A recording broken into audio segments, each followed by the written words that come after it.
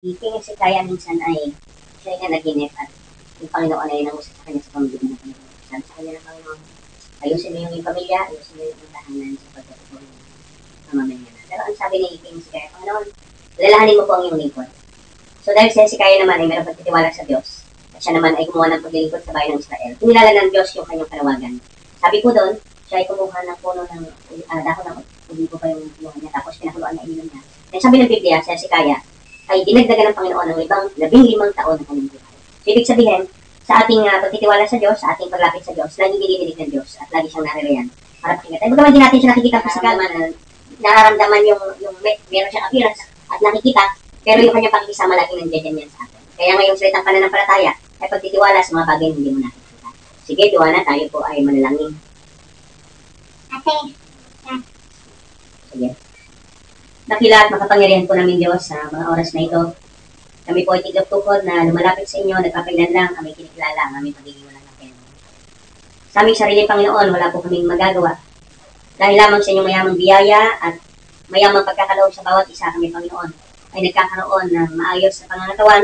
Kami, Panginoon, ay nagkakaroon ng mga bagay na aming tinatangking. At kami nagkakaroon ng aming kalakasan sa araw-araw na buhay natin. At nagkakaroon kami ng dahilan para bumangon sapagkat kayo po ang Diyos na nagbibigay sa amin ng katatagan. Yung mga pangaka, ang siya pong aming mapanghawakan, anumang problema ang dumaan sa aming mga buhay, mananatili po kaming matatag sapagkat ang aming pangako nagpapatibay sa amin. Katulad ng pagdideposito sa bangko, nagkakaroon kami ng aming mga ipon, ganun din magkakaroon ng kalakasan at lalaki ang aming pananampalataya kung kami nagdideposito ng inyong madalang salita.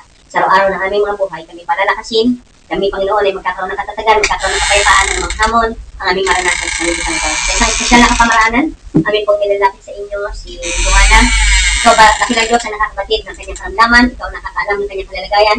Maaari po ba ang inyo po siyang dalawin, po ilang yung mapagpagaling na kamay, at iparabalik siya sa kanyang kalusugan, magkaroon siya ng kasiyahan sa kanyang araw-araw na paggawa, sa kanyang araw-araw na pakikisalamuha, at ganoon din Panginoon, bigyan siya ng maayos na kalalagayan, at na siya po ay magkaroon ng ganap na kasiyahan sa inyong kanilang pangalan. Aking dinadalangin sa inyo ang buong sambayang ito.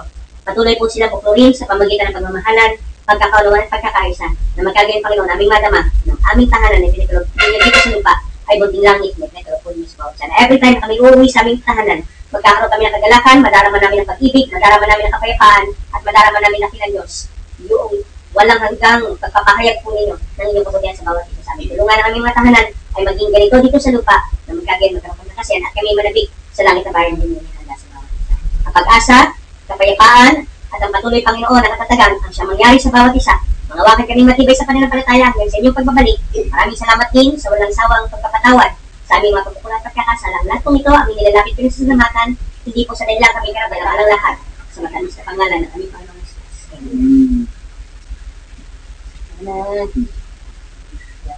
Ilan taon na siya? Good naman ang patayin naman ngayon. Ano pa po, complicated mo siya. Check up siya rin natin. Yung doktor niya dyan sa UST. Yung doktor nga na dyan. Pati-clinic dito. Kaya rin minsan nagka-cancel yata dyan. Ano pong mag-cancel yung magkukonti ako siya. Yun lang nga, kagagyan lang naman dito. Kailangan ikukumpir mo kanya kung dadating siya. Mag-update ka ikukumpir. Mga core po. Kung ano yung last po yung start ng check-up. Hindi mo nag-iintay na doon. Minsan yan.